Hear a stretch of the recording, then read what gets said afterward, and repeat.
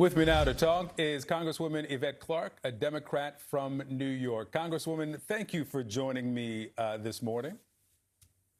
It's great to be with you, Victor. All right, let's pick up where Jeff left off. Jeff says that the reporting is that the president, and he says himself, he has no interest in talking with Elon Musk. But your colleague in the House, Congressman Ro Khanna, says that Democrats should be in dialogue with Musk. He also says that through social media, we can be the party of sanctimonious lectures or the party of FDR that knows how to win and build a progressive majority.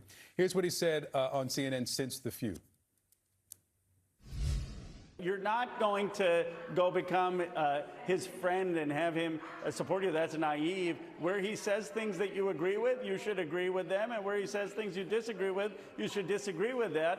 And you just call things as balls and strikes. What I think is wrong, though, is just so obsessing about demonizing him that when he's saying things that are objectively correct, that this bill is going to explode deficits and that blanket tariffs are going to hurt the economy, to hold a grudge.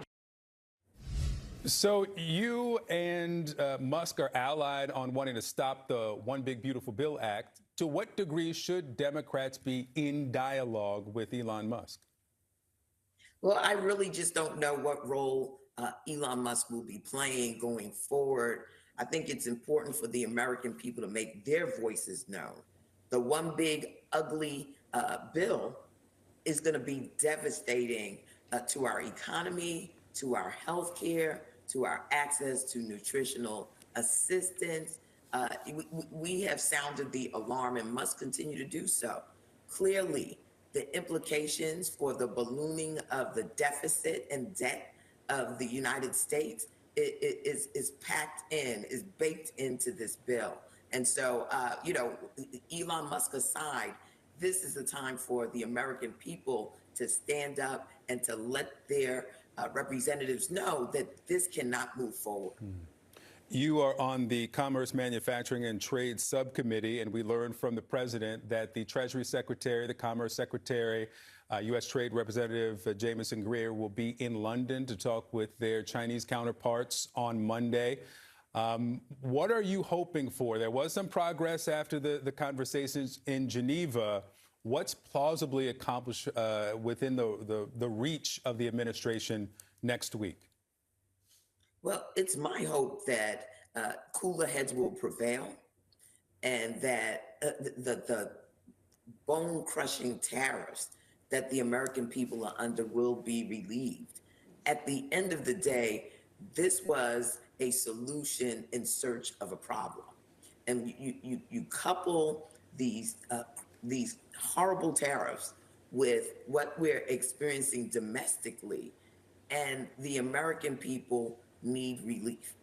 These are self-inflicted wounds, and my hope is that the Commerce Secretary will bring a measure of common sense to what is taking place. You're at the intersection of a lot that's happening over the next several days, including co-chair of the Haiti caucus, Haiti being one of the 12 countries now facing this travel ban that was announced by the White House.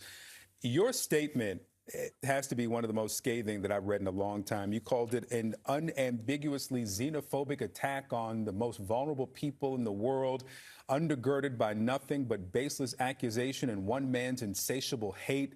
No matter what sick justifications he gives or sadistic lies he spins, we see this vile, unlawful act for what it is. But the so-called Muslim ban of the last administration was upheld by the Supreme Court, conservative 5-4, then 6-3 now. Is there any reason to believe that it'll be any different this time?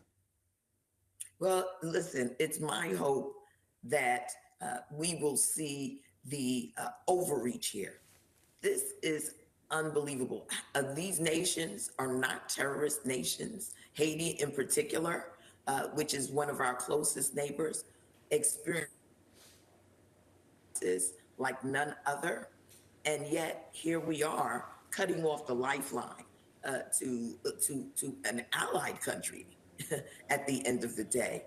And the lifeline is not only the support that the United States has given in terms of humanitarian aid, it has been the ability of individuals to receive visas, to receive health care in the United States, to attend funerals and weddings and to engage with their families. What we're saying here is that family reunification is no longer of value in the United States of America, and that just can't stand. Congresswoman Yvette Clarke, I thank you for your time this morning. We'll be right back.